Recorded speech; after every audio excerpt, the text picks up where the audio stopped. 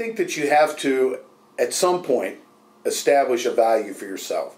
You can only give away your work for so long, and you will be making a mistake, because what you do, even if someone else wrote the song and someone else is singing the song, if you're a bass player, a drummer, a guitar player, what you bring to that equation is the sum total of everything you are as a human being and as a musician. And you're contributing to that equation, whatever it is, and you deserve to be compensated.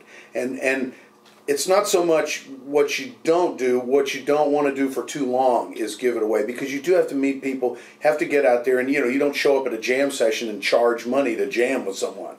But by the same token, you have to put a value on what you do.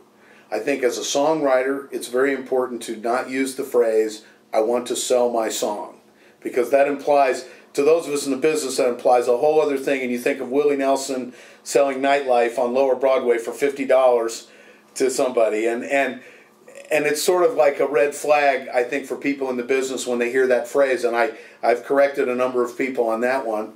I think also you have to understand that you may be the hottest guy in your hometown, but when you come here, it's a whole new ballgame, and there are different ways to present yourself, and to some extent, there's aggressiveness is a personality trait that would perhaps get you here. But once you're here, you have to be the kind of person that people want to spend time with. Because for every instrument that you can play, there are many choices in Nashville. There are many incredible musicians. And when given a choice, a producer or an employer or an artist is going to want to work with someone who they want to be around. And not somebody who's a pushy and oh man, that guy, he's no good, I'm way better than him, and that kind of competitiveness. I mean, you have to be competitive to be a successful musician, but you don't manifest it in being a jerk, or people will just go, oh man, sorry, attitude, and it doesn't matter how great you are.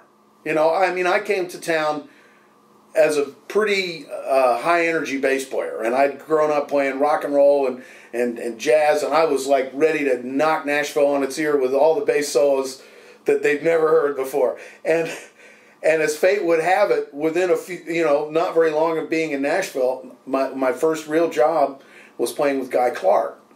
And Guy is the ultimate minimalist from a musical standpoint.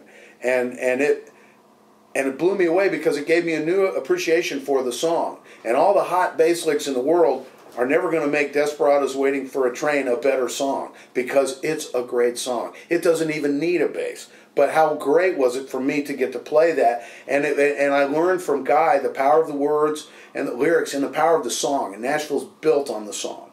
Absolutely. But then, after about 6-7 months, I got a job with Don Williams, who took the minimalist thing even to another level. And in a way, it was like this divine punishment, because it was exactly what I needed as a musician, to go from note, note, note, note, note to next to nothing, and going, maybe I'll just lay out for another 8 bars, because this is really a special, intimate moment, and I would just be interrupting this conversation between the singer and the audience, so I'm going to wait a few more bars, and then I'm going to come in real soft. And I learned so much from Don. He was so fantastic to me that he was able to take my very high energy personality and focus it into really making music that meant something. And so for me, I wouldn't say it was a mistake, but I just came into Nashville with a misconception that everybody was ready for that. And then over the years, I've been able to do those crazy bass things on my own with the all-bass orchestra and other things. And you talk about mistakes, that could be considered one. But it was a lot of fun while we did it. And I think the main thing is learning how to present yourself. And just, you want to be the kind of person that people go, hey, regular guy's not available. Man, we met this guy the other night, great guy, and I listened to his thing, and man, he's a good player. Let's get that guy. And it's not like, oh yeah, you remember that guy that was, yelling at everybody on stage? Let's get him, So a lot of it is presenting yourself in a positive way.